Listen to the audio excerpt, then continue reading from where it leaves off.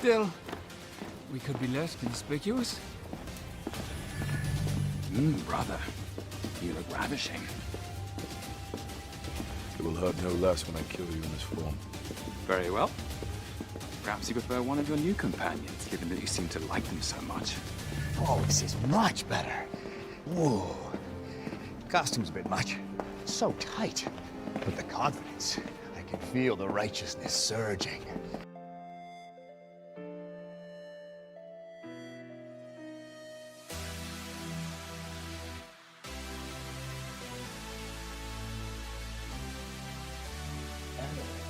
Okay, we're back with another episode. Casual discussions with the boys. What's up? We've officially entered phase 2 of the MCU. And we're starting off with Thor The Dark World. I thought it'd be very interesting. Actually, you can see of all of us here today, we do not have Caleb. And I just take that as he really did not want to be part of this. And was just dodging all the Jane Foster questions he possibly could. But like to start this off, initial feels, boys. Actually, I want to hear David's initial feels of the movie. Why me? I've only got like 50 minutes, man. Well, no.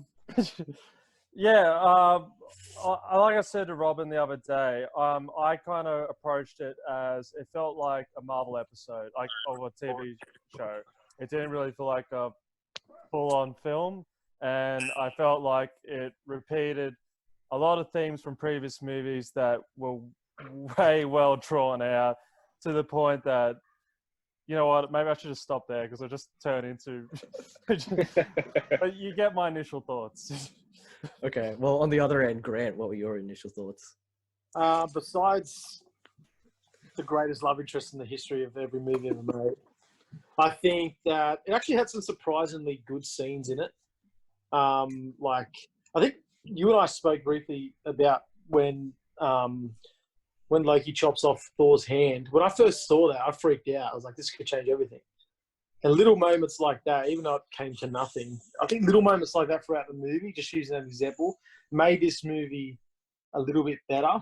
But I think because we've watched so many films after it, it's really not, as we mentioned before, it wasn't even in any of our top 10s. I think it was in all of our bottom 5s. I don't even know.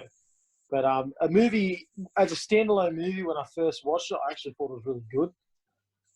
It took us to a couple of different, I think 1 or 2 different worlds. I'm not even trying to remember now. And yeah, I just think that, as you mentioned before, Loki was the star of this movie, and I completely agree. So I think Loki saves this film a little bit. You want my overall opinion, but yeah. That's my opinion. Yeah. Anybody else have the in-between thoughts? Yeah, I think I agree with Grant. In some aspects, I didn't think it was a really good film when I first watched it. I rewatched it today to sort of refresh my memory, and it wasn't as bad as I think I remember it. But it still was it's just sort of there, sort of underwhelming. I agree with the points that he made about like the twists.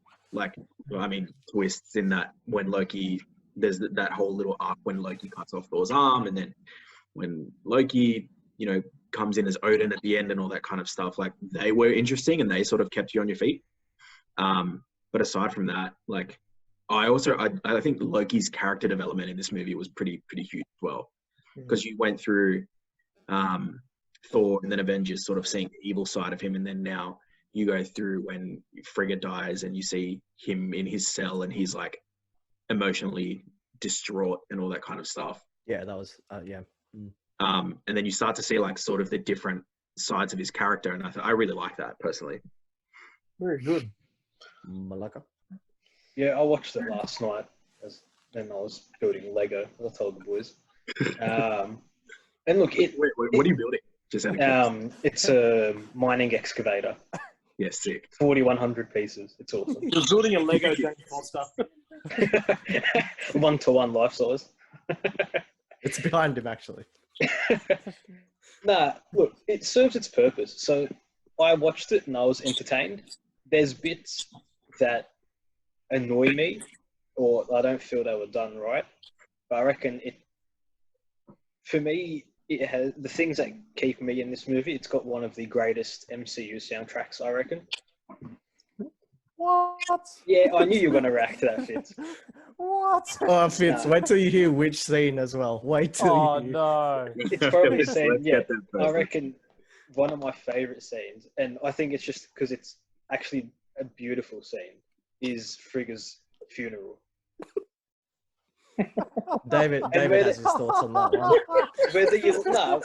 Whether you like it or not, that bit, for me, was a well done scene. I Like, agree. The emotions in it are crap.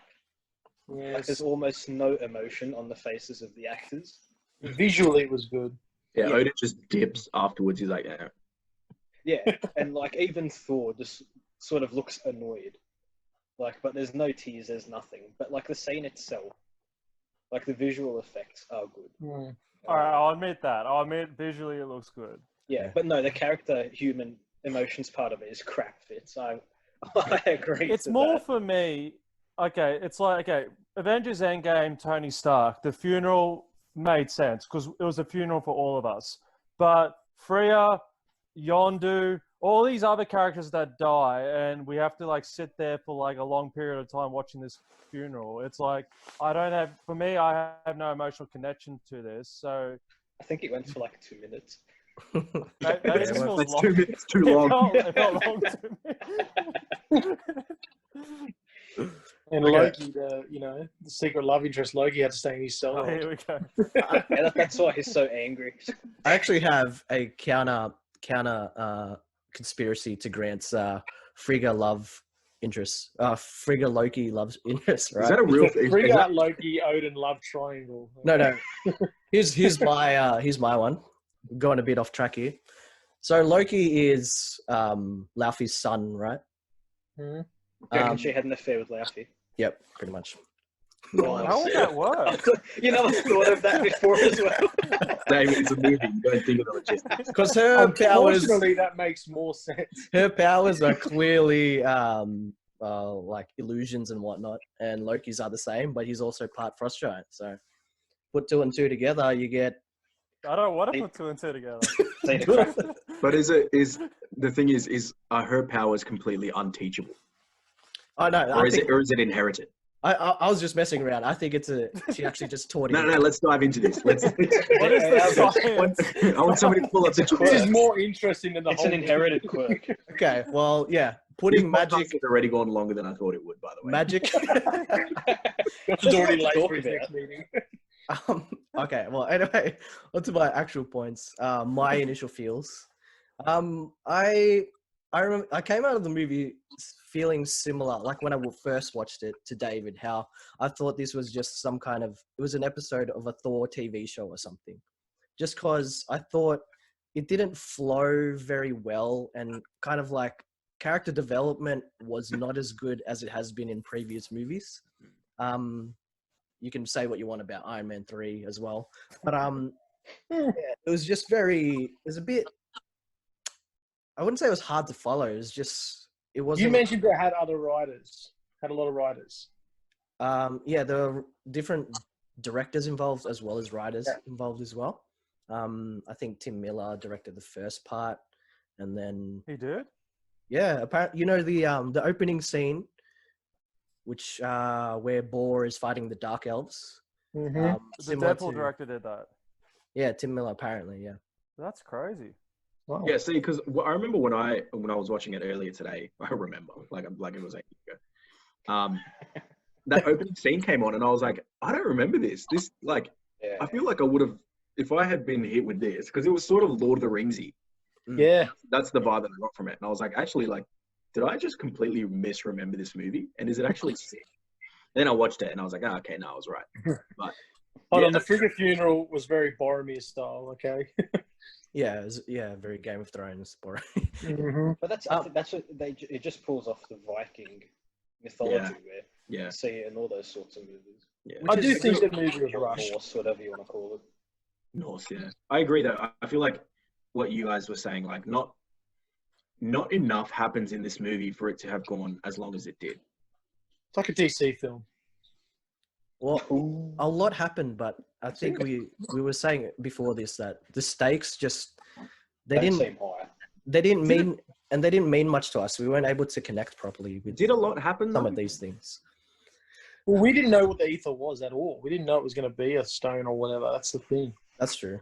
Actually, So on we're like, that, yeah. how do the other characters know that they're Infinity Stones? Yeah, actually, are you talking about the post-credit scene? Yes. Yeah, Like, because I watched that and I was like, oh, let's see what it is. And then they're like, we can't have two Infinity Stones close to each other. yeah. I'm like, is this Odin calls them relics, and then he's like, and then he calls them stones. And I was like, wait, who knows they're Infinity Stones and who doesn't know they're Infinity Stones? I feel like everyone just knows they're about it. all over the place with it, and they just decided to fix it at the end and started calling them stones. And they And he never was the only interacted one with in the liquid collector form. again. I actually have I watched something and they mentioned that when Odin first explains the ether, they just Joss Whedon added in bits to make it sound more like an Infinity Stone. So even in initial filmings, it was kind of something else in a way. Yeah, I that have a- comes It through. would have been interesting to see what it was initially then, to see how far removed it would have been, I guess, in that initial cut. Because we might not have even picked, like, obviously at the end we were like, oh, okay, cool, Infinity Stone. But without that information, we would have just been like, okay, so really nothing happened in this movie. You could have skipped this movie and the whole universe would have been the same without it. I think things like that though was what made it messy because there was a lot of just they were trying to- Add-ins. Yeah, and then also they just left you to just assume, or they left a lot of things unexplained. Like, for example, the Bifrost isn't a big deal, but it was fixed. They just said it was fixed. They didn't really explain much of the convergence. Heimdall's just been working real hard. Yeah, around the clock. And I don't know. There's a couple of things, and the ether still was a bit confusing. Yeah, Yeah, like its powers have seemed all over the place. The ether. it's like he created it and he's going to use it to put the world into darkness. It's like, all right, and that's pretty much all the information that we get about it. The Dark World. Yeah, and then Thor. Yeah, and then when Thor's talking to Jane, and she's like, "I wish I'd never found it," and he's like, "Then he would have found it even faster or quicker." But it's like, no, because he only woke up because she found it. Yes. So he would Yeah, have okay. woken So up. that's another question I had. So he only awoke because The ether calls to him because someone touched it or found it. Yeah. right. But then but Thor's like, he would have found it anyway. And it's like, well, no, he would have stayed in his eternal slumber. Because I guess for me, my question then is, what changes from it being where it was to then, okay, yeah, now cool, it's in Jane Foster, but what's really changed? The convergence, I think. Wasn't that what opened Oh the- yeah, the convergence. So what you're saying is he would have awoken with the convergence anyway. It had nothing to do with the ether going into Jane. No, I don't think he would have awoken if no one had found it in the convergence. It's just that they happened to stumble onto the portal that was That the seems like exact such- convergence That point. seems Because like there's no such way a he would have known how to point. get there. Okay, so I think this is where Jane has like I don't really like her in this movie. I'm not gonna lie, but that's where Jane serves her purpose. Her curiousness of the cosmic element of things, her discoveries, but it's kind of undermined by the fact that she's just looking for Thor the whole time. Yeah. Yeah, because it was just like, I haven't seen signals like this since. Yeah. Oh man. I I think think she have, It's what wouldn't Jane she have was saying, felt? we all know. Wouldn't she have felt those signals during New York? Yeah. If she was looking for them. Well, it sounds like she was. Yeah. And the only reason she knows he's there is because she sees him on TV. Well, again, she's just distracted by Thor. She's a bit of Listen, who isn't? Come on. There's a break in the plot, aren't we? Yeah, I know, we're cracking this I movie think wide. another big thing that saves this film is the fact that they go back to it in Endgame, as you mentioned before. Sort of just Ragnarok. brings a little bit of dignity back to the We'll get to movie, I guess. But nah. But I think even for me, Thor in this movie, character development wise, I don't think there was any character development for Thor at all. No, he was just sort of there almost. I He broke think, the rules again. Oh, I reckon we get some with Loki. We see a bit in the brother dynamic. Yeah, the brother. Yeah. But I think that has more to do with Loki's development than Thor's. Yes. Yeah, I watched something saying that this was essentially more Loki's movie than Thor's. But Yeah, it's like, oh, we can't release a Loki movie, so let's put Thor on it, and then I guess we'll just he'll be there. Thor's a side character. because David already mentioned, like, where can I ask you, David, to explain where were they originally? What kind of like tone, theme were they going for with this movie originally? So originally, Patty Jenkins was going to be directing it.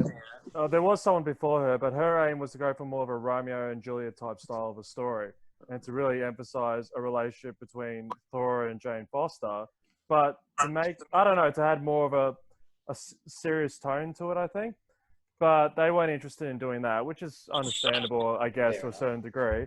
But then when they put the new guy on, Alan Taylor, who was known for directing Game of Thrones, they're like, okay, he can put like, because he was talking a lot about like the same sort of family dynamics and the relationships that were going on in Game of Thrones, he was going to put into Thor, and he was going to be like, okay, I'm going for more of a Norse mythology type vibe, you know, make it more like, you know, into that. But what it ended up doing was going more into the science fiction side of things and going more into that direction. So it had gone through multiple phases of different types of story, but as time had got on, it was very clear Marvel wasn't interested in doing a very deep story or go very deep into the relationships. Like, look, as long as we have the humor, as long as we have the action, the sci-fi, you know, all those elements, we should be good. So that's, yeah, what came from it. I think it's interesting that you mentioned that initially they wanted to go with a sort of Romeo and Juliet, like romance love story. Yeah. Considering that none of the Marvel movies up to this point had really been that. So it's like, why now all of it? I get, no, because you still had love interest in the other one, but it's like, why now do we all of a sudden want to make a notebook, but with Thor? Yeah, yeah. Is it a marketing ploy to like bring in more of an audience? Like, because I think with that, you drive out your core audience, really. That was the reason Natalie Portman was pretty salty though, because Patty Jenkins didn't stay aboard, like she wasn't allowed to do a thing. But the whole science fiction thing, yeah, it's interesting because I know we're talking that it's meant to have a Viking kind of Game of Thrones vibe, but I think what took away from that was the whole, I don't know, some scenes just reminded me of The Mandalorian. You know, you had lasers, spaceships, and even the bit in Vanaheim where they're fighting Hogan, well, they're defending Hogan's place, reminded me of one of the Mandalorian episodes, like I said. Yeah. But Jack Chan's place.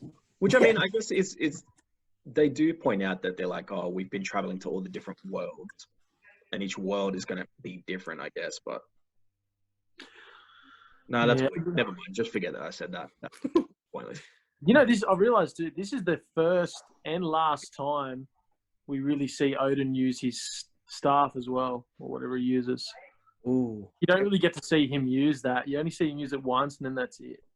Speaking of Odin, did And all anybody... he does is he gets one guy. that's it. He just sprays and prays from the hip. That's it. Malekith. He gets one guy. Yeah. Clear the room. That's literally all you see from Actually, him. Stormtrooper aim. His aim sucks, dude. On that scene though, right before he walks in, there's like a crapload of dark elves and as guardians in that room. Where do they go? And he walks in and there's one lone dark elf. And it's just like, wait, where was the army? I was just in here. It might have been a slight time lapse, I guess. But yeah, speaking of Odin, did anybody find him a bit off in this movie? Or kind of inconsistent? I was about to say, I was just about to ask, what do you think of his role in this movie? Because I didn't really think he had much of a role, to be honest. A bit more angry than usual. How so, Zeta? So, before you had him like teaching Thor. Well, from the beginning, I understood that he really wanted Thor on the throne, right? You're saying, Thor, you're ready. You're defending the 9 realms. You're ready to be king, and all this stuff. And then he starts talking about the fact that Thor's distracted. And then the lesson in the first movie was not to go seek out war, but also to value all life. Then Jane comes into the picture in Asgard, and he just calls her a goat. I actually have a theory on this. He's a scroll.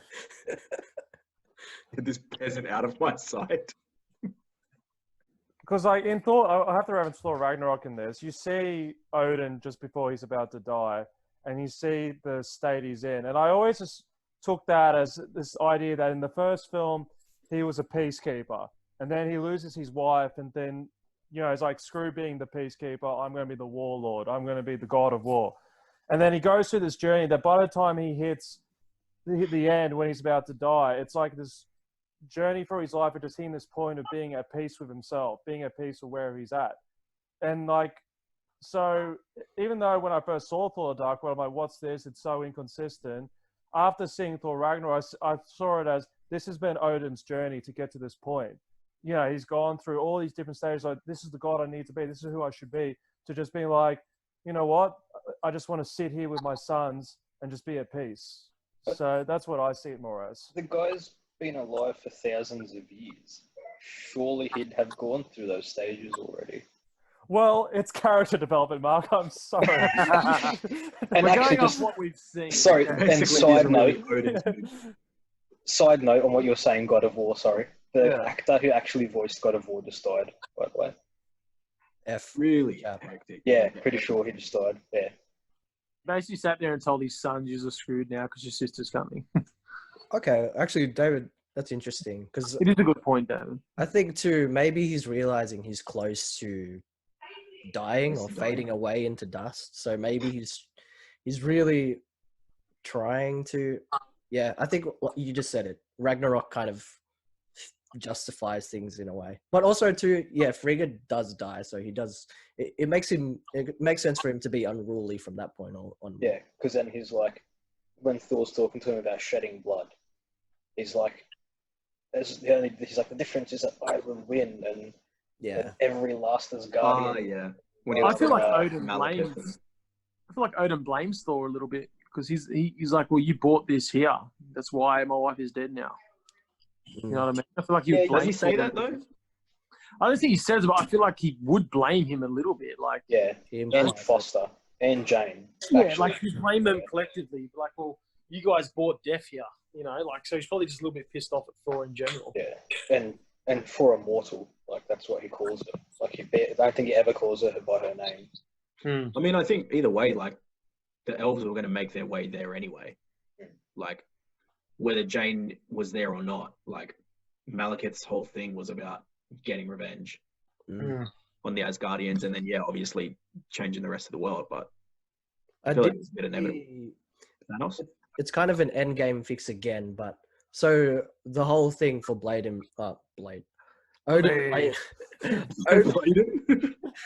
blaming Thor was Crossover? Frigga's death, and for when they go back in time to this specific period, for Thor to see Frigga again, it kind of in a way fixes that mistake of when she died. Well, it doesn't completely fix it, but he gets like a bit of peace from it. In a way. So again, that's just another end game. But like coming back to what you're saying, Rob, and also about Odin, and then after reference to Ragnarok, is when at the end when Thor's like, I'm not as strong as you, and Odin's like, no, you're stronger. And I see that as Odin saying he always understood he had his weaknesses. He always just had to show face. And that's what's so great about Ragnarok is that you see Odin just be it's no longer the great king who's got his armor and looks great. It's this old man that's about to pass on, but he has all this wisdom. And that's what I see Thor The Dark World and Thor being part of that. His idea was he was not the strong king. He was someone who was stuck in a system, and Thor will be the first Norse god that will break out of that system and be something new. So again, it's a fix from like the future from where we're up to now, but it's kind of lines up the way they did it. Yeah. Like David's points are like, so this movie sucked and Thor Ragnarok fixed it. Yeah, that's pretty much right. I'm out with it. I do like the contrast. Thor took destruction to Earth and Jane took destruction to Asgard. So it's sort of like a backwards flip. You know what I mean? Yeah. It was just all out of spite. I think The this, Guardians get Yeah. Stormtrooper aim in this movie, though. Everyone does. The elves, I think, have stormtrooper aim. Bro, Odin has Nah. thoughts. Yeah, He swept Thor, the room for one guy.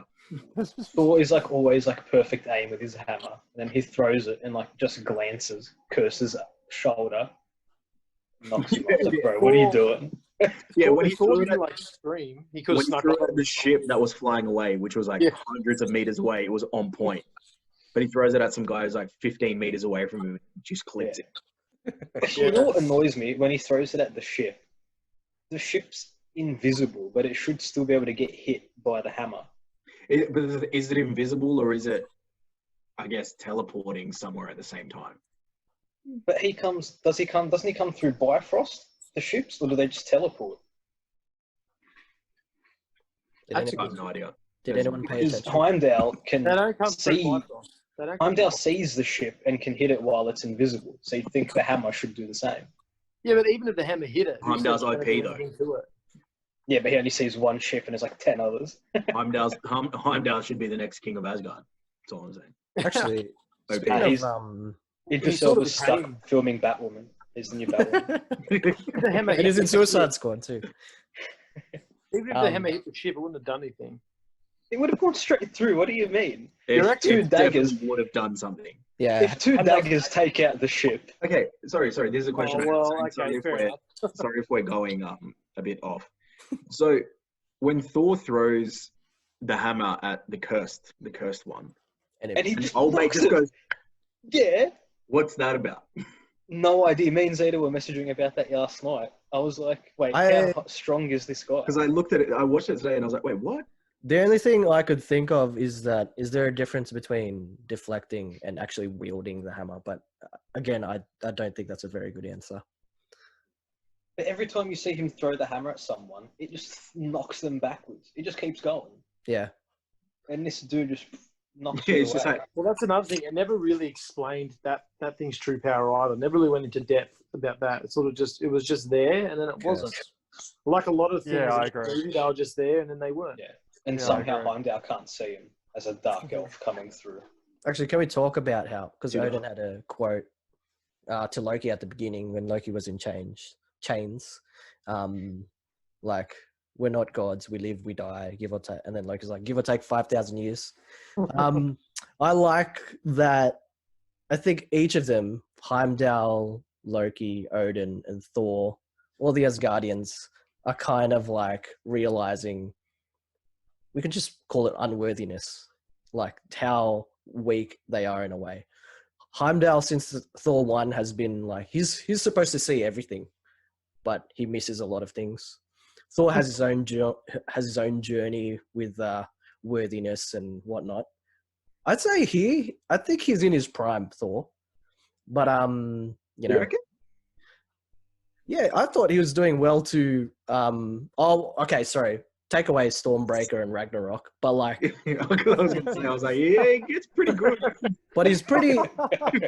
I think he did, like, in regards to the king, like he's Okay, bringing yeah, order yeah. to the 9 realms. Like that was the point where he could have taken the throne at least for a bit. Yeah. But yeah, even so, he gets better and better, and then he ends up becoming fat.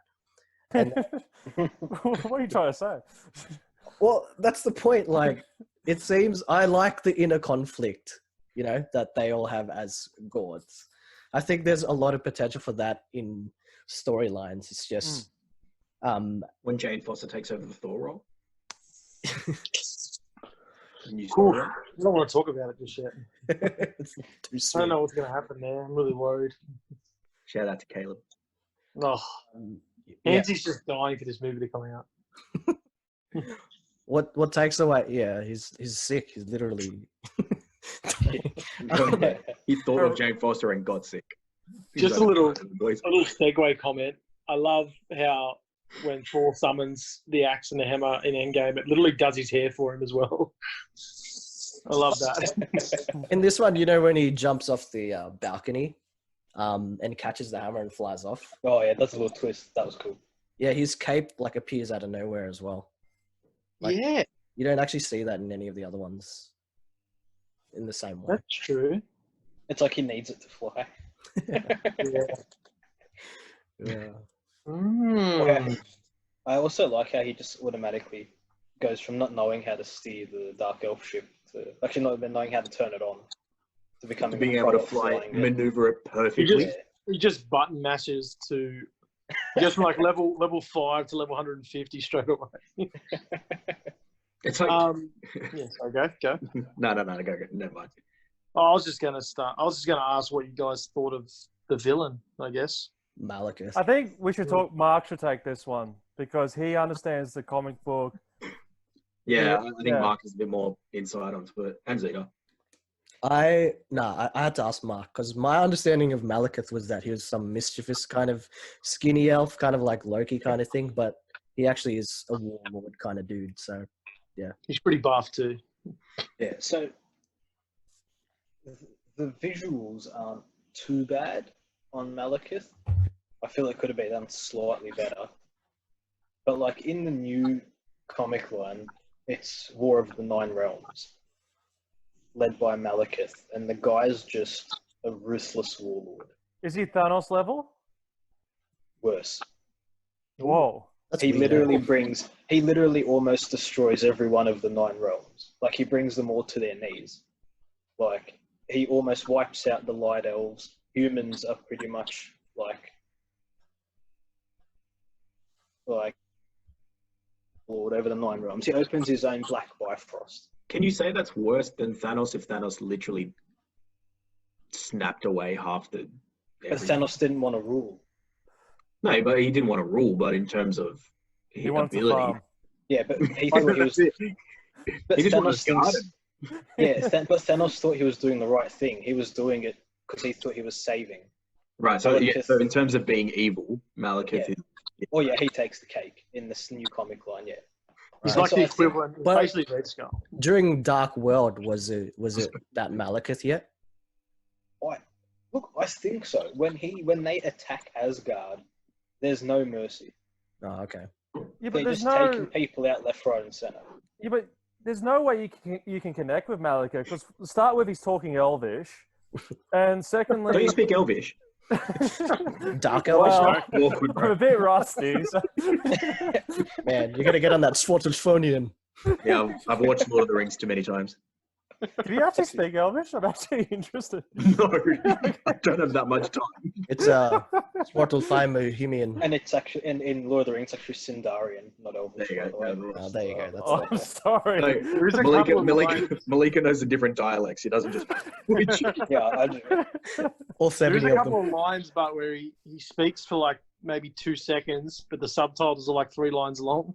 Yeah. Like, how did you get all that out?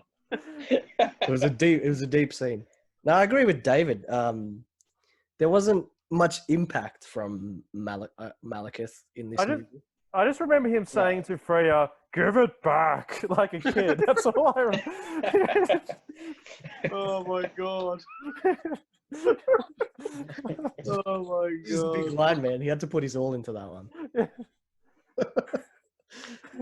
Yeah, I don't think it was. I don't think he was developed like right as a villain. But then it sort of followed that Marvel villain where, like, a lot of people pay out the Marvel villains. But, Yeah. At Wow. this, So you're saying comic book Malekith would have dominated Thor and everyone? oh yeah, the Right. Earth. Yeah, he would have destroyed everyone in Thor 2. yeah, because in this one he was without the Reality Stone, he couldn't take on Thor, and with it, he was just on par with. Yeah, toe to toe. But Thor, Someone called it a stone before. Thor couldn't. With Thor, Thor couldn't really finish him off though because of the stone and whatnot. And I think that's what annoyed me about the like. I don't like the fight scenes where you've got like 2 immortals. It's like, what are the stakes? They're just going to keep bashing at each other and no one's going to win. Although going through the realms was pretty cool visually. Isn't that just every scene with the Hulk? Nah, you know he's going to win. I think one of the really good Like- sorry, Gus. Didn't they break down the whole thing about them not being immortal, though? Yeah. Give or take 5,000 years. Well, no, They're immortal in our eyes. Frigga just got stabbed. Yeah. Compared to humans. Yeah, they're compared to humans, yeah, they're immortal. Yeah. Like Thor does get stabbed a few times, and he literally gets the crap beaten out of him by this curse guy and gets basically a big rock thrown at him. Like they are immortal in a sense, but then they can get pierced by a little knife. Like it's really weird. Yeah. Like you can take a punch from the Hulk, but you can't take a knife. I think what David was saying, that was one of the standouts for me. That scene, the convergence fight at the end. I really liked when Mjolnir was like going around the realms trying to find Thor. I thought that was pretty sick. Cool. The visuals are cool. Which is potentially, again, we said it's what the movie focused on at times: visuals. Effects, scenes. I think a good humor twist was to no effect. Yeah, a good humor twist was Eric Selvig. I think he was great. Yeah, like the I whole agree running with that. around the thing naked. Like I thought that was just a good breakup because I found Dark World to be quite a more serious film, I guess. But so this really broke it up. Like when I first saw him running around the Stonehenge or whatever it was. I lost it. I was like, what the hell? And when he's like, when they ask him why he's not wearing pants, he just works out anything better. I like when Thor grabs his hammer off the coat rack. He's like, I'm gonna put on some pants. I didn't like the intern. I didn't like Darcy. It was alright. The humor from that was just like forced. I reckon. I feel like the movie would have been exactly the same if he wasn't in it. Like he doesn't really add anything to it. Darcy, David said you didn't like Darcy. Darcy, the Warriors 3, they just had no idea what to do with those characters, so they were just comedic relief with no development. Yeah, the heroes were just one-liners.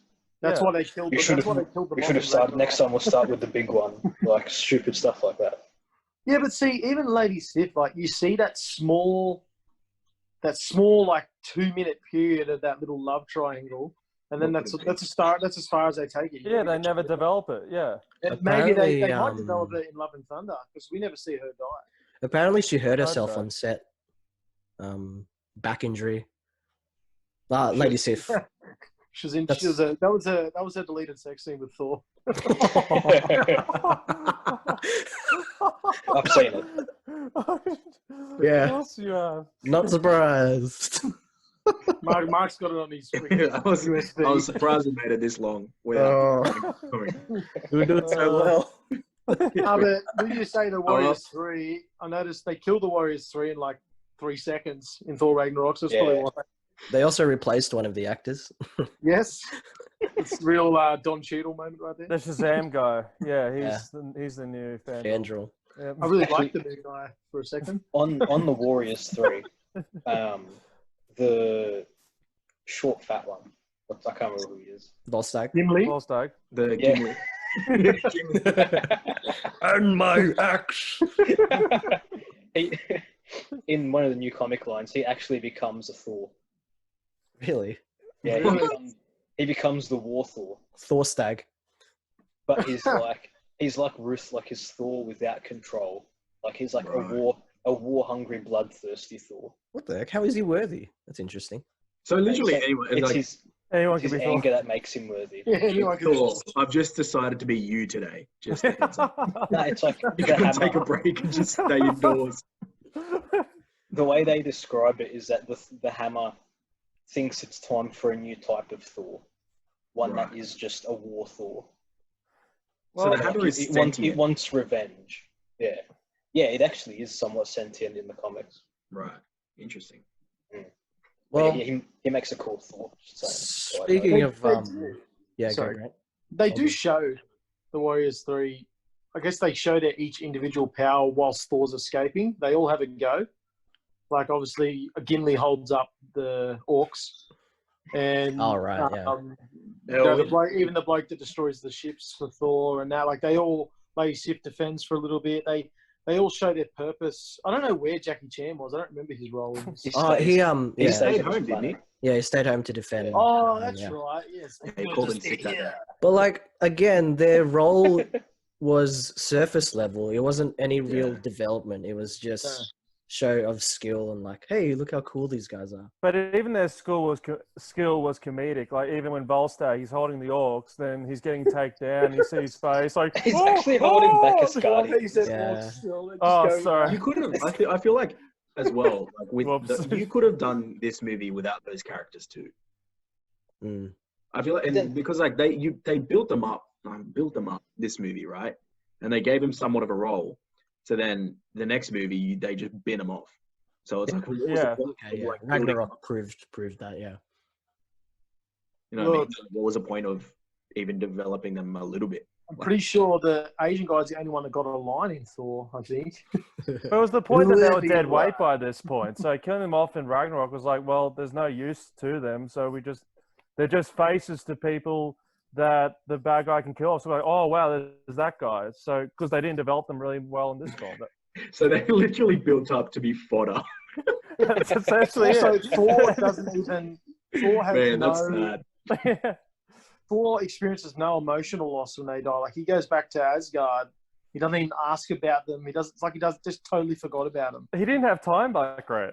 Yeah, I guess, but like I don't have time. Like I know he's got a busy schedule and all, but they didn't really. They just died and that was it. There was no. But it just proves that they will not be characters. But Fitz, you might have something on this, like we were Yeah. talking about with Frigga's I'm trying. funeral, how there's like no emotion or whatever.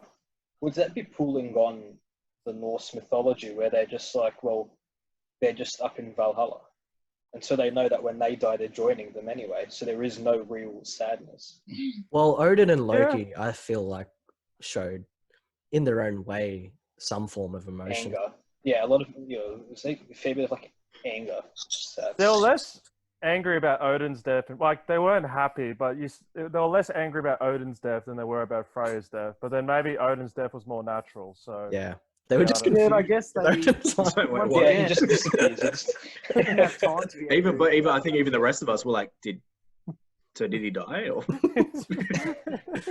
Yeah, but like in saying that, talking about time, they didn't have time to mourn Odin's death either. Really, yeah. yeah. like you straight away, their sister came and Yeah, she just lands. Speaking I of, think yeah, go. I don't want to know. I was going to say something about Ragnarok, but we're going to save it because we need to stay on topic. Well, speaking of like lack of emotion, I found Hemsworth's performance in this to be very nonchalant about a lot of things. I agree. He's supposed to be conflicted about whether or not he's supposed to be king or he's supposed to protect Earth. But then that whole aspect is kind of taken away because of Jane. But even when he sees Jane, there's no emotion there either. So like, at this point, I think we said it before, Hemsworth it was really showing that he was kind of over it.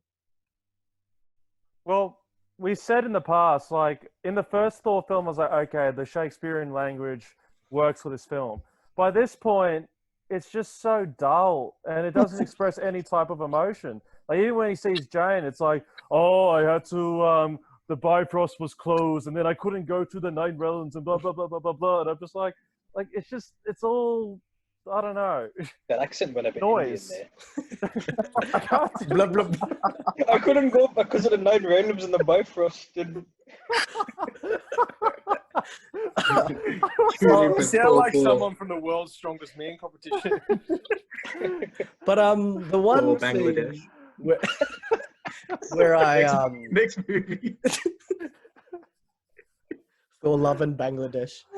I am going to tell Caleb that the Darcy and intern love interest is better than Peggy and Cap as well. I love how he's intern. You still don't know his name. I don't really know his name, to be honest. I think his name was Ian. Yeah, it's Ian. Oh, yes. Gun. They say it like twice in the whole movie, so it shows you how important that is. One of my favorite scenes, I think David said he didn't really like it, was when Loki, it's kind of a callback from Ragnarok, the whole get help thing. I like that you get to see how Loki and Thor work together in battle, the whole illusion thing and cutting off his hand and Loki's eventual death. I actually felt a bit sad for Loki in that one, even though he dies all the time. I don't know what you guys thought about that scene, but He dies. He dies How- nearly as much as Optimus Prime. How did he know what to look like when he died? oh, actually, they comment on that because you know how he usually goes blue, Yeah.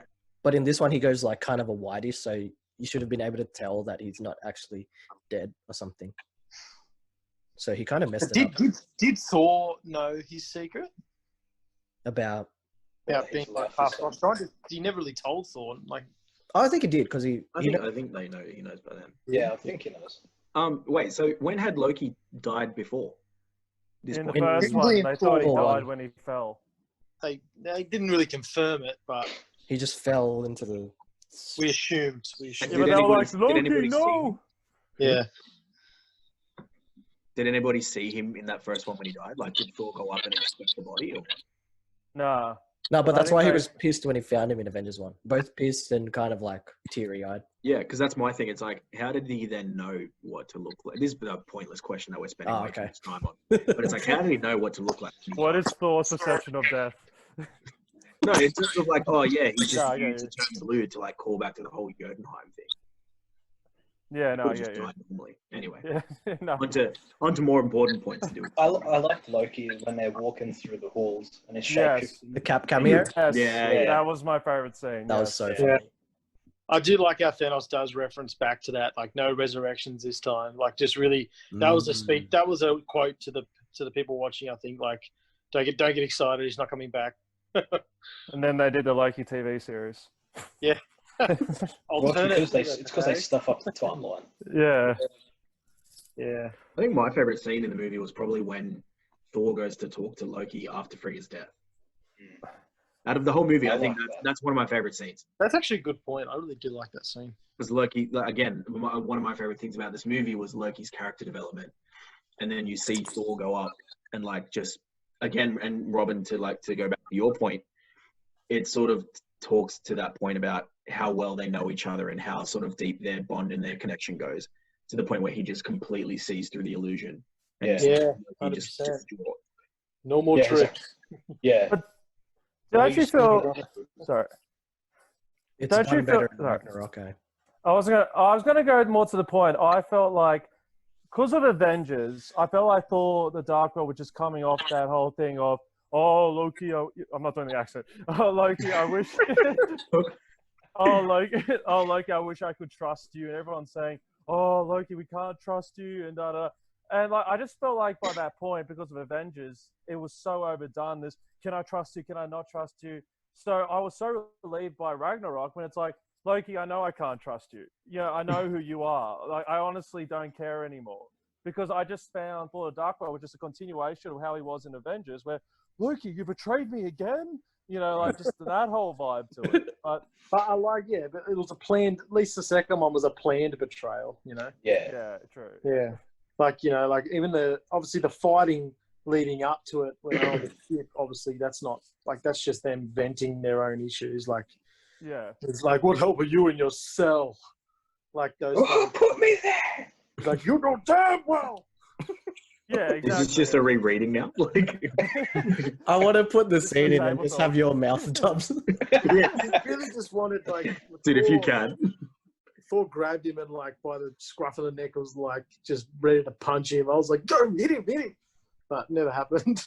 Yeah. It's really Even exciting. how that scene started when Thor comes up to the cell and it's all an illusion, and you see how Loki actually is with all That the. was done well, yeah. Yeah, I like that. Yeah, I will say that.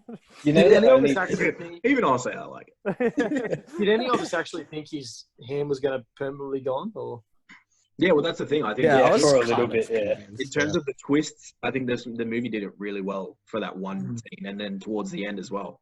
I think thinking back over the last couple of Marvel films we've spoken about and watched, there hasn't really been a moment like that where you're just like, damn, and then afterwards like that payoff where it was like, oh, cool. He really pays off. The whole God of Mischief thing really pays off.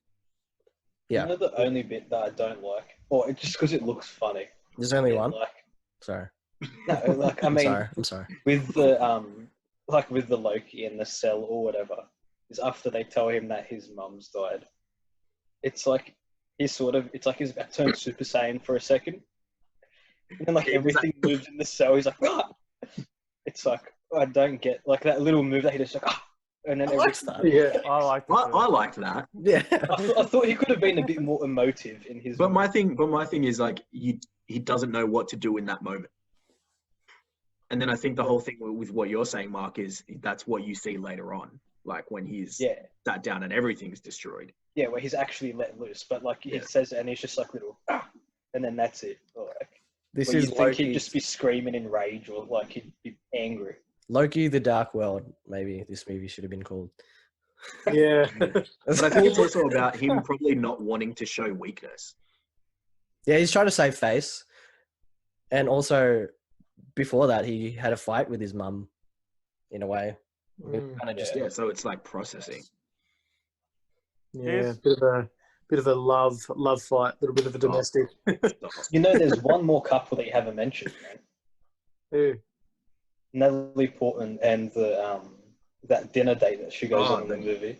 Oh, yeah. IT crowd guy.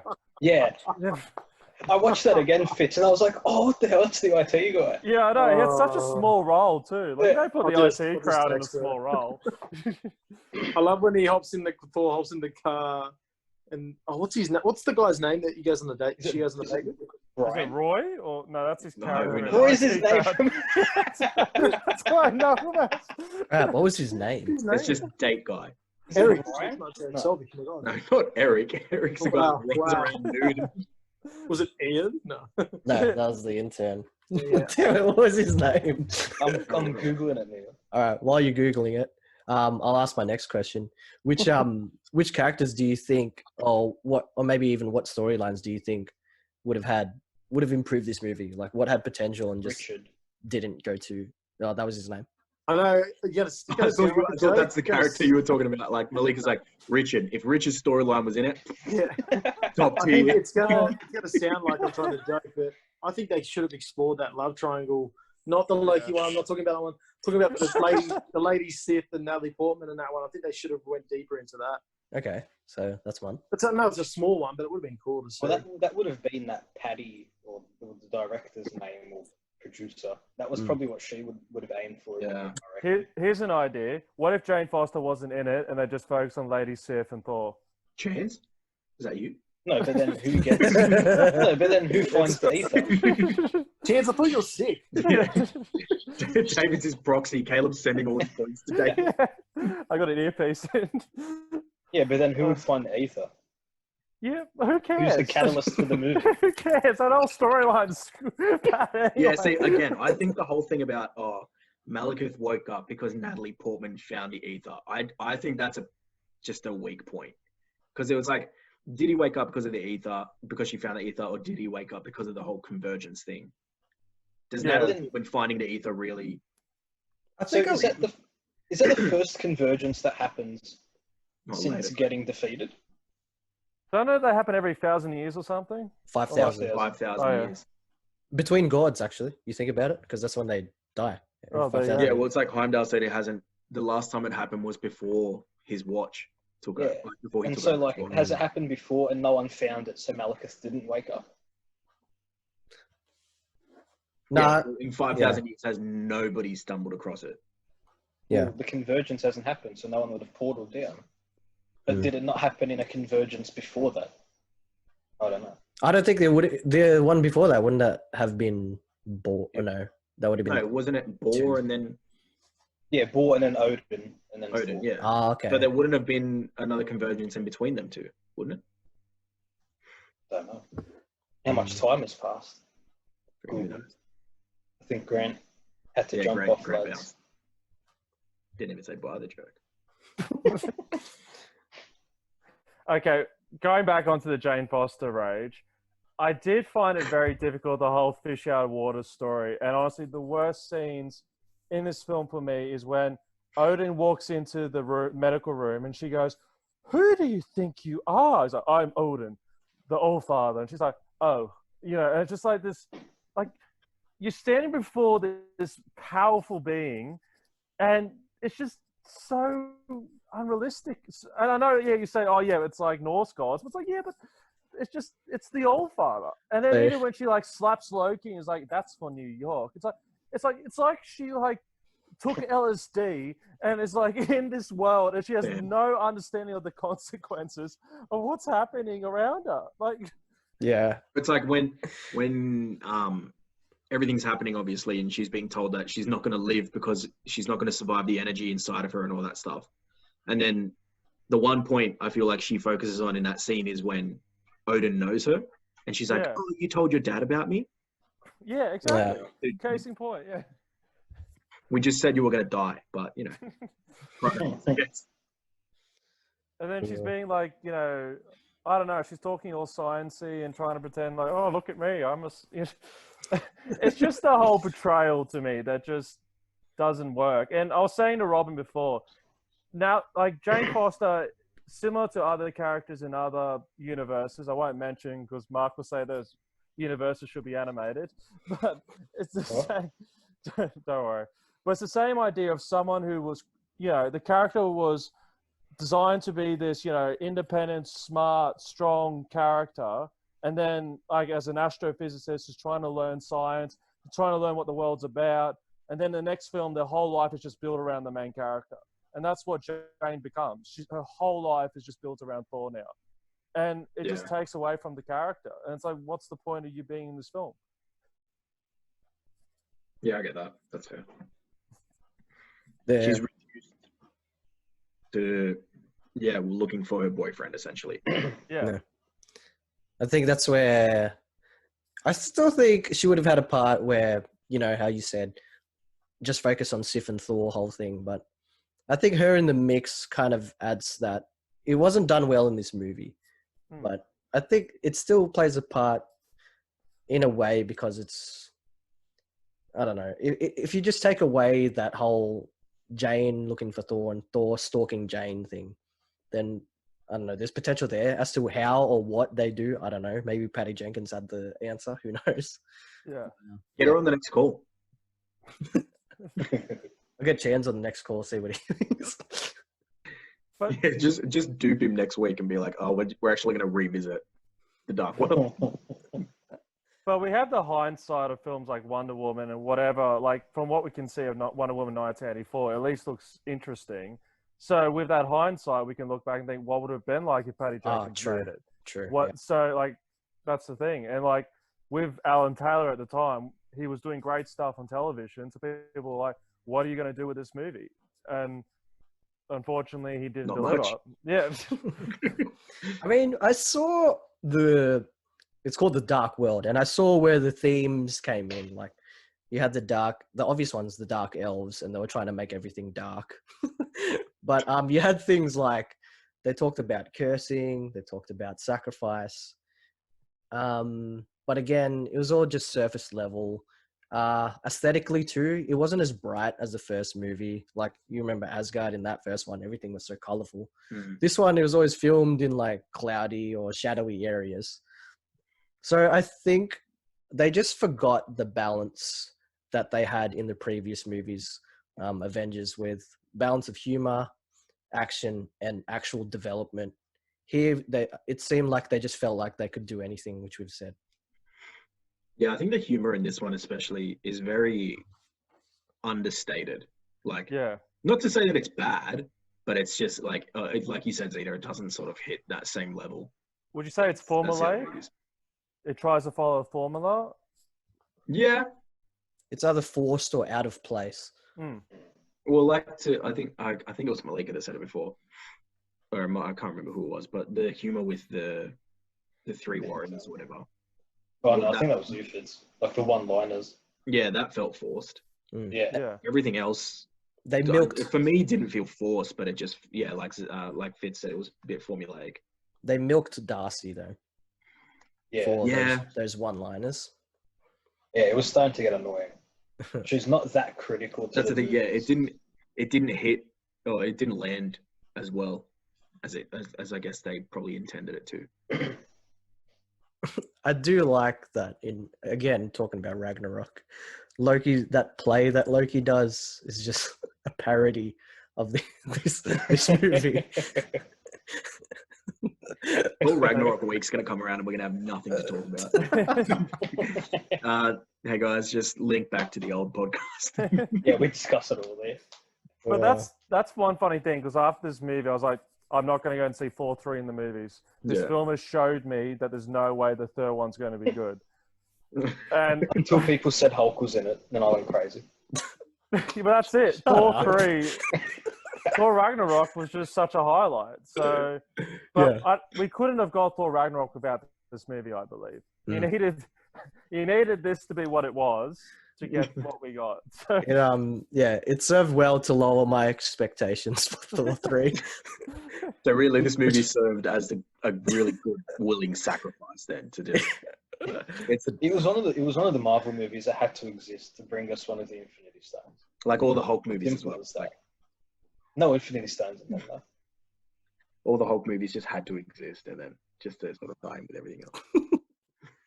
Hey, well, we're probably going to rate the Hulk movie higher than this thing. Yeah, you're not wrong. I did. You're not wrong. Did you guys rate Incredible Hulk more than this? In our list of top 20. Yeah. Oh, well, even just thinking now, would you? I think I did just by default. Oh, okay. I actually got a question that I've had for a while. So, Thor is like traveling around the realms in the beginning of the movie, but the Bifrost is broken, but he needed a convergence to go back to Earth. So, no, he fixed the Bifrost. No, the Bifrost. So why did he need the convergence to go back to Earth? He doesn't. I swear that's why he. Is it because of the elves? Yeah, no, actually, no. He does say that, like, because of the convergence, I was able to come back here, and if it wasn't. Yeah. He says something along those lines, and it's like, oh, lucky, because if it wasn't, then I wouldn't have been able to come, or something like that. Yeah, exactly. And I swear the bridge is still broken. So how did he travel? So No, it wasn't broken. No, it's fixed. The reason for the convergence was an excuse to go back to Midgard. He didn't have any excuse. Oh, okay. No, isn't the only reason he goes back because Heimdall can't see her? Yeah. Again, because of the convergence, which is caused by the convergence. Yeah, he can't see. I guess the convergence. Yeah, it's not physically bringing me here, but it's like it's the reason that I'm here. Oh, okay. That was my confusion. But if she'd never touched the Aether, he'd never gone back to Earth. He would have just ghosted her for the rest of eternity. Yeah, pretty much. Well, he does go to Heimdall and make him stalk her. Well, like. Yeah, exactly. So it's like the highest form of stalking. Looking at her from another realm. You want to know? He didn't even do it himself. He got a friend to do it. Yeah. Ultimate best stalking, wingman ever. I got going back 52 weeks on it. Weird fact. You know how Thor has like a braid in this movie? Yeah. And it's got like some brown hair in it. Is that hers? Yep. Yuck. Oh. Cancel that. How weird is that? And is How that did you find that out? And is that like watch the video. Is that a callback to Anakin's braid as well? Is that Padme's hair? Is that Padme's hair? What the heck? It's the same lock of hair that they've just kept stored. Portman requests in every movie she's in. He's like, the main character just has to have my hair. Let me just hit up Hayden Christensen so I can get the hair from him. Weren't they obsessed with Star Wars in this? Isn't that why you had the whole cutting of hands thing? Oh yeah, like cutting of hand, the lasers, all that kind of stuff. I mean, it makes even the ships like. If you look at like some of the destroyers and stuff, or whatever they're called in Star Wars, like there's some resemblance. This was one of the films. Okay, so The Dark Knight was the first film that had a villain going to prison, who was captured and then destroyed the whole prison and caused chaos. Yeah. And then it was James Bond Skyfall, and then it was this film. So this character trope of a villain going into prison and then causing havoc from it has been used quite a lot of times in during those couple of years. So it's almost like the Trojan Horse. Yeah, but it's less cool than the Trojan Horse. Yeah, it had a lot of that thing. Like even the war at the beginning with Odin's storytelling. In the first one, you had the Frost Giants against the Asgardians. This one, you had the Asgardians against the Dark Elves. And then in Justice League, you had Steppenwolf's forces. There's a lot of character tropes that continue on. Yeah. I feel like this movie was a collection of different action, adventure, history, sci-fi. Like they Okay. just pulled little bits from all of those genres of Yeah. all the biggest movies of each and just went, Stick them together and see what happens. yeah, pretty Yeah, much. looks good. Yeah, it would get us $1.5 billion at the box office. We're good. Yeah, true. How much did this one make? Well, if you got Google with you, you can find out. I'm on the Wikipedia right now. Yeah, did they break even? Is there anything? While Malik is looking, 150 million. oh, what was their budget? 170. Oh, never mind. Damn. But that's low for that's really low for a Yeah, Marvel. for him, yeah. But it's they still. Well, the first Thor movie wasn't great, so maybe people weren't inclined to go and see the follow-up. Yeah. Also word of just- mouth. Oh, and coming off Iron Man 3, which is again. Yeah, it was Controversial. I was just happy for the soundtrack. Real good one, wasn't it, Fitz? I actually It thought does- Iron Man 3 had a great one. They were actually done by the same guy. Yes. I just remember it being very just a rip off of the Avengers soundtrack. Just dun dun dun dun dun dun. Like, There's the That's Game of Avengers. Thrones. Look, I'm doing Indian accents instead of Norse god accents. I just can't get anything right. The Avengers theme wasn't in Thor 2 at all. It's just It's the just saying same. similar. It was more of a superhero type. I don't know. It just wasn't interesting to me. It was more very. I don't know. Nah, for me, it had the full mystical everything. I didn't Like, gain that. Yeah. I liked it. Like again, Thor Ragnarok. You know that play parody that Loki does, and he has the choir there. They're actually humming the soundtrack of this movie. Ah, that's cool. Oh, I like- Yeah, That's cool. Oh, really? yeah, it's pretty great. All right. Do we bother going with talking about the Easter eggs in this movie or callbacks or? Yeah, we can quickly run through those. yeah, might as well. So, they, you know, the Avengers like thinking about what eras to go back to. They actually considered going to the war between Bor and the Dark Elves to retrieve the ether, because they had that time 2988 BC or something. I also thought the Dark Elves sacrificing everyone was kind of like Thanos's rainfire kind of thing. Okay. Oh, yeah, he just starts dropping the ships everywhere. I think we've said most of the other ones. The whole Loki and Thor kind of working together, like where the way they fight, it's a lot of deception / whatever, and it's done a bit more funnier and better in Ragnarok. The get help versus like the whole cutting of hand illusion. There wasn't much more I had, other than that's pretty much all I had. Oh no, there was another one. When Thor arrives in Vanaheim, you see the hammer kind of thrown at someone and it bounces up and comes back to him. It's done again in Endgame when the hammer comes to Cap. Yeah. And I thought it was like a show of like, worthiness. Thor was worthy then, Cap was worthy there. In the post-credit, Good shout. Collector says he wants to start collecting the stones. Is he collecting more. them is he collecting them for Thanos or is it for himself? I don't think Yeah, it was when he's like 1 down, 5 to go. Yeah. It didn't seem like it was for Thanos because he No, he just collects them for the sake of collecting them. Yeah, He's a just- collector. but like- Yeah. It But came was across he- more sinister than that, though. It came across as if Yeah. he was collecting them for a purpose. Yeah, but I'll compare it to in Age of Ultron when Thanos is like, fine, I'll do it myself. And then they never did anything with that before. I think it was probably an idea like, oh, we're going to do something really big with this. And then James Gunn comes on and was probably like, Nah. yeah, no, I don't really want to go in that direction. And like, Yeah, was he- because Sorry? I thought the same thing, Malika, because when he says it, like 1 down, 5 to go, it's Yeah. really sinister. And it's like, well, is he working with somebody? Is he trying to do it himself? And then that just sort of dies. yeah. Yeah. And like, was he waiting for someone to bring him the first one? Yeah, Like, was he he's going to start not doing a collecting very them good himself? Yeah. Like, he's like, someone bought one for me. Now I'll start. Bro, he's the collector, not the finder. All right. But even in Guardians, they do kind of portray him, like, regardless of, even though he does nothing bad to the Guardians, the fact that girl in the end freaks out and is like, tries to steal the powers, like, I will no longer be your slave. Like, they still portray him as being like, he's not a good guy. He's so, dodgy. Yeah.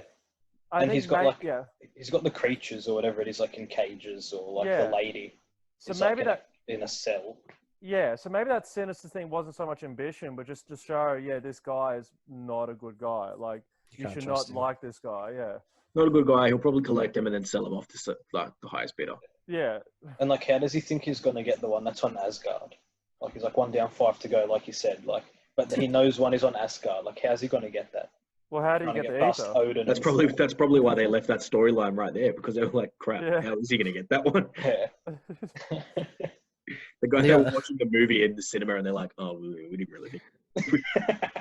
It's probably for Guardians, but on the other end, you got Rocket, who likes to collect stuff, but it's just funny. I'll get that just for the sake of having it. Is there anything more Dark World, or is that pretty much it? I think that's pretty much it. For me, anyway, I don't know what else. Chris Hemsworth, at the end when he kisses Jane Foster, it's actually his wife. His wife, Elsa Pataky. Oh, that's cool. Yeah. So maybe he didn't want to kiss Jane Foster, or like. Well, Natalie Portman was over it by this point, really. He got Caleb's really angry letter. He's like, fine, I'll kiss my I'm going to wife. stop watching the rest of the movies. I'm taking my business elsewhere. All right, well, closing thoughts on this movie. It was there. It happened. Yeah, it did what it had to do. I think that's bridging it. It bridges it served its time purpose. It didn't do it fantastically, but like I said, when I watched it today, it wasn't as bad as like I remember, and as I feel like I remember it, and whenever I thought back to it, it was like, oh yeah, that movie sucks. It's trash, blah blah blah. But it wasn't as bad when I rewatched it. As a rating, let's go 6.5. I want to see what Chans and Grant say if they respond. Well, for my closing thoughts, I actually wanted to go back to Endgame, how this is kind of like Thor's retelling of it, and like to everyone and their reaction to it. I feel like it's the same kind of thing. There'll be one person that's kind of like, wow, which was Ant-Man, whereas everyone else is just like, just get on with it. Tell us what we need to know. Yeah, this sucks. But it's entertaining in a way that Thor's drunk while he's telling it. My rating? Oh, wait, actually, what did you think of it, David? Again, I think this is the benefit of hindsight because, like I said, at the time, I think I hated it a lot more because I was like, this is dull, and is this what I have to look forward to? But now we have the hindsight of all the movies we're getting now. I appreciate it a lot more. Like, yes, it's a standard movie, but I look at it as like a stepping stone and be like, look, we try to go this way. Now we know that's not what people want. Now let's get directors with artistic visions. Let's listen to those visions. Let's actually do something with these characters and with the villains. So yes, it's a standard film, but it's a stepping stone to something better. But it's, not great. But yeah, it does serve as a reminder to Marvel that you can't just make a movie and not really think about what you're doing. Exactly. My rating, it's pretty low. Maybe a 5. It passes. 0.5. What's your rating, Fitz? Yeah, that's hard. I think I'm going to give it a 6. I think I'm with the Alvarez on this one. Grant just said 11 out of 10. Maybe that's why we kicked Grant from this call earlier. I actually would have liked to have heard more of his closing thoughts on the thing, but I think he kind of said it. Well, I'm a 6.5. Malekith? Yeah. Yeah, I'd give it a 6, but the soundtrack, mate, gives me the half. 6.5. Decent. All right. Well, that ends our Thor Dark World podcast. Hopefully you enjoyed it as much as we enjoyed Thor 2. I'm joking. It wasn't a horrible movie. I still was able to get some kind of kick out of it. Thanks for watching. Check out our Facebook page and all that jazz. I don't really do this kind of thing, but yeah. What up? We got to think of an outro. Yeah, I know. We'll get some merchandise as well, guys. Look out for it. Or like plus toys of brands or something. I want a Malekith t-shirt. Oh, like rankings of all the women. Like,